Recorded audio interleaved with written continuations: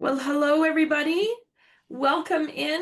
Welcome to our summit here today. I'm so glad to be able to present today systems and processes for time-strapped CEOs to be able to gain back some time and have some visibility strategies to really help them to maximize their time when it comes time to leadership and visibility. Next up, I have a beautiful lady joining us. She is with Wright Step Coaching. And Karis, thank you so much for joining us today.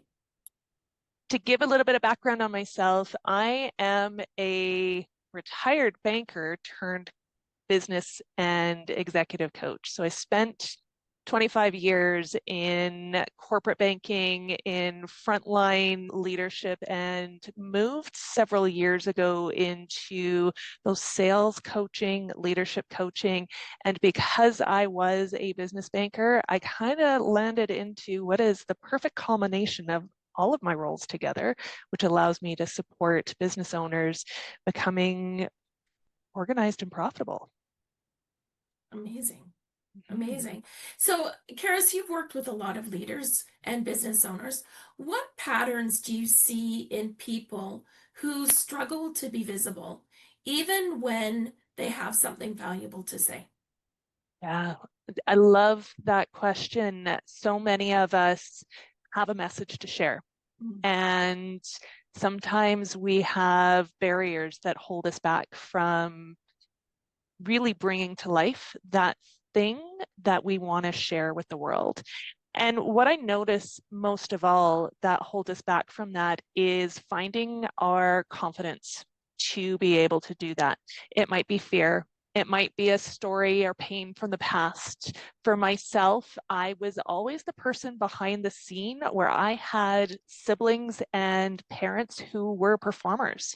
Mm. So I somehow tangled that up into this belief that my job's behind making sure everybody else looks great instead of actually stepping up, taking the mic, and sharing the message in the world. And so that really has shaped a lot of the leaders that I coach, and I've coached thousands of leaders over the last 15 years to being able to have that confidence. There's a beautiful book by Ruth Skolp called Do It Scared. And she talks about understanding what the motivation is to bring that message to the world. And even though you may have that narrative, still jump in and do it. Take, Absolutely. mm-hmm. Mhm. I can totally relate, and not that I want to divert from your conversation, but even just putting together this seminar here today, I too am the youngest. I'm the youngest in my family. My dad had a large business, and even in my own family, the mother of two boys, we ran a very successful concrete company for 25 years. I was always the supporting role, right? And here I am stepping out.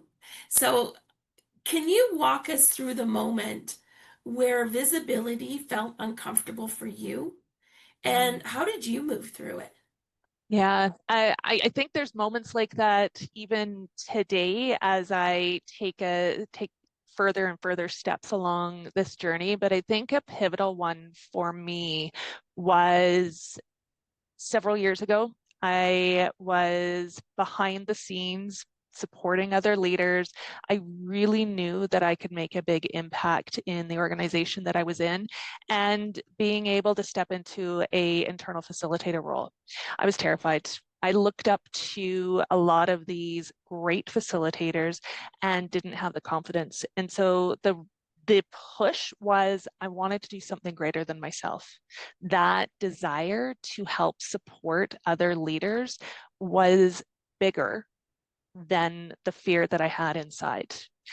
I don't know if I will ever fully get away from the butterflies in my stomach before I step onto stage or before I step into a facilitation. It's always going to be there. But what I've been able to do is reframe that fear into excitement. So it's, what do I get to learn? What do I get to learn from Lion today and follow that incredible act? What am I going to take from that energy that he brought onto stage and amplify that so I can bring that forward to the next person? And if I can make that impact for one person Mhm. and they can become a stronger leader or more confident or have clarity or whatever the messaging happens to be, I've done my job and I can rest. Charlotte, you're nodding, you're resonating with that. Yeah. Yeah, so when you coach leaders to step into that, you offered a bit of a reframe. What are some of the biggest objections that leaders have when they're too afraid to step over that next threshold, whatever it may be? Yeah, it's worry about what I hear most about business owners and leaders is I'm worried about judgment. I'm worried I'm going to fall flat on my face and I'm going to fail. I'm not sure I'm going to get the feedback that I was great. And so my ego might get bruised. And so the experience and recommendation that I have for them is failure is a four-letter word that means further attempt in learning. Oh, I love Further that. attempt in learning. We And we need so we need Lion's sign.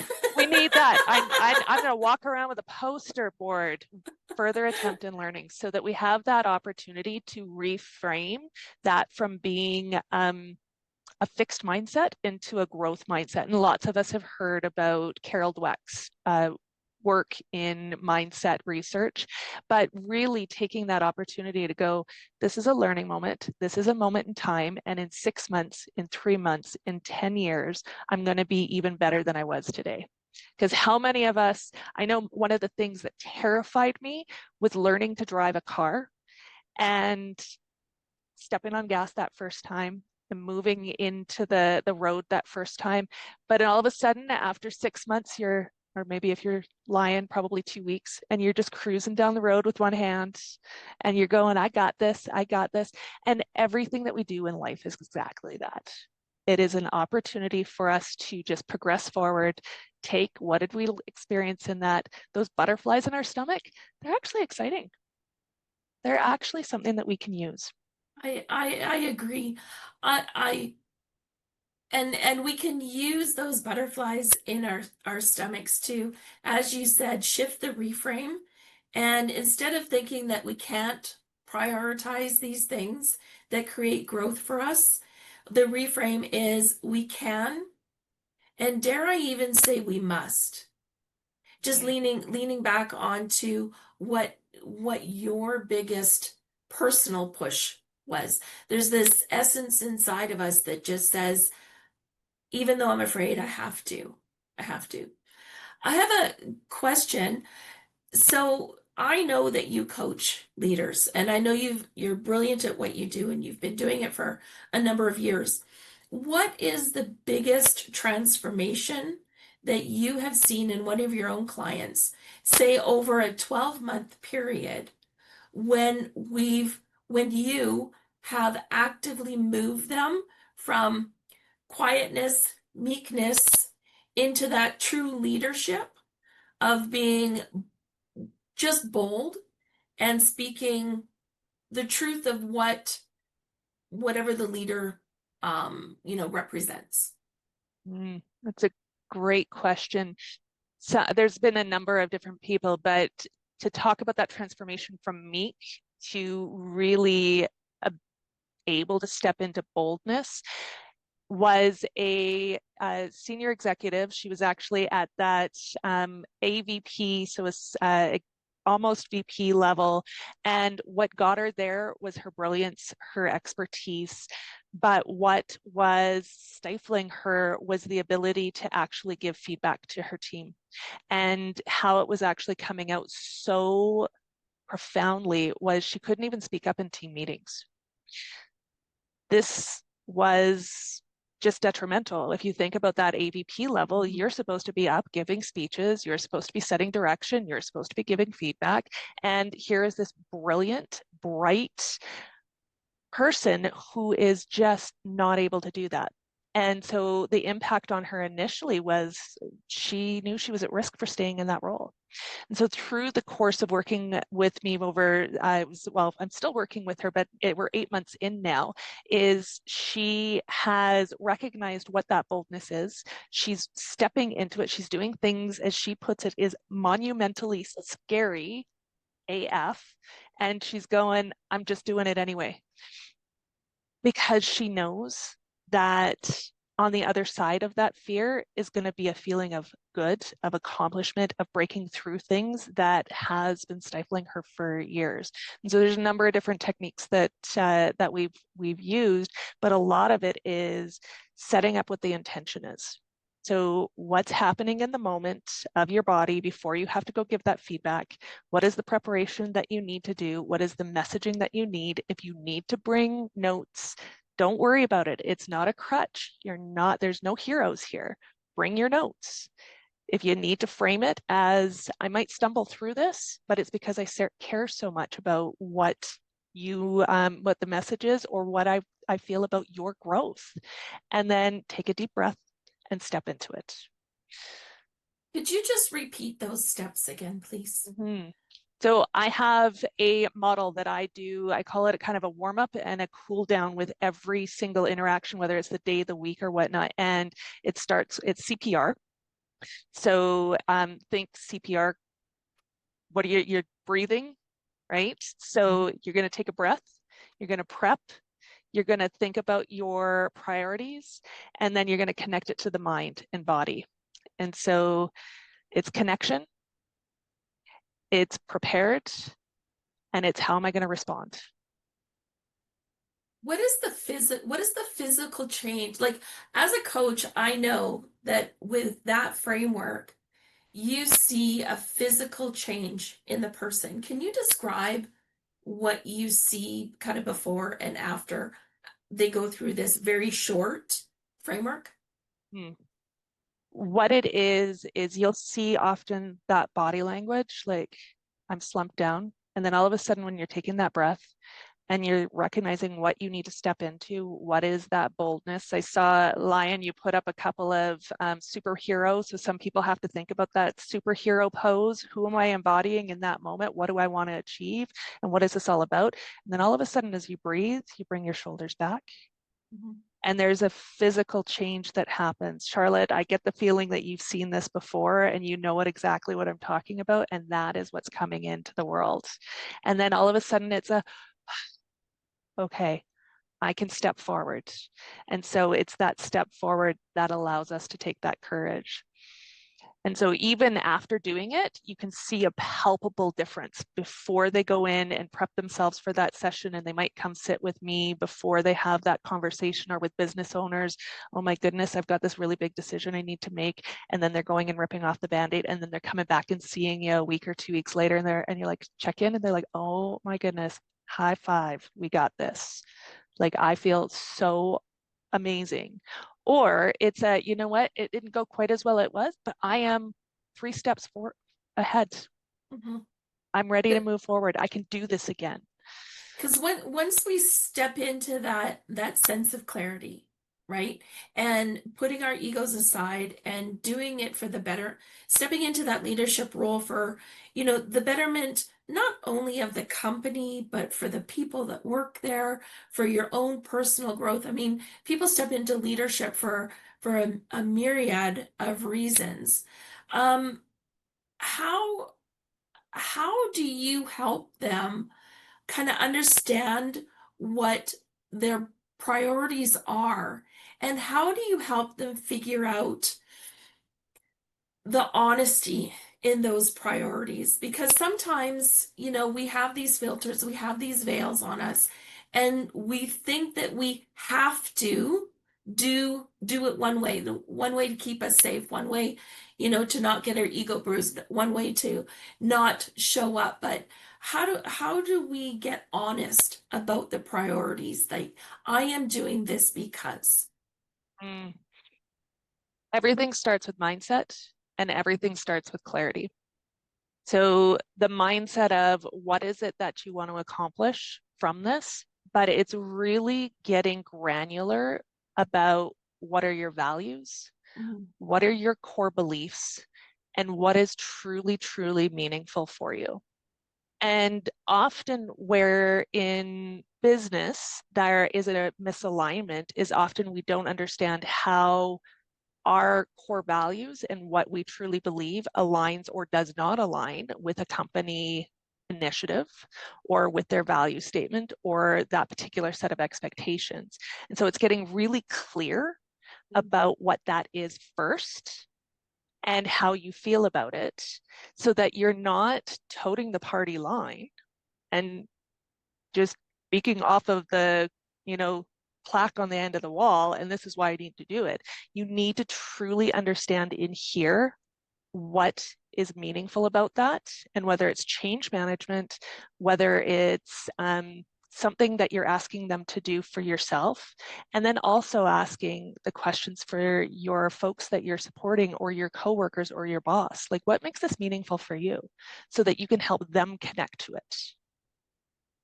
So it's clarity in that. And if you're a business owner, it's also clarity in what are you wanting to do with your business? What are you wanting to bring? Who are your people that you want to connect with? And and once you have really, really good understanding of that, being able to be confident enough to say no to that client that's like, hey, I want to work with you, but they're not the right fit. And Mhm. having the confidence to say, I have somebody who will resonate, you'll resonate with, and know that that will come back to you because the universe will have what you need, and those people that you want to be working with will come and they'll find you. I have one client that I'm thinking of, and I think he's a perfect example to demonstrate what you just said. We have to resonate with our core values have to resonate with the core values of the company. And all of it is to help us serve a higher purpose in our lives. Now, that higher purpose is up for you to define. And I had one client, and I asked him, I said, what is the purpose of your business? And, after some thought and some coaching, and he eventually came up with, I want to be able to make so much money that I can give it away. Now, initially, you might think that that's a little bit of an egoic statement. This guy just wants money. But his reason actually went deeper.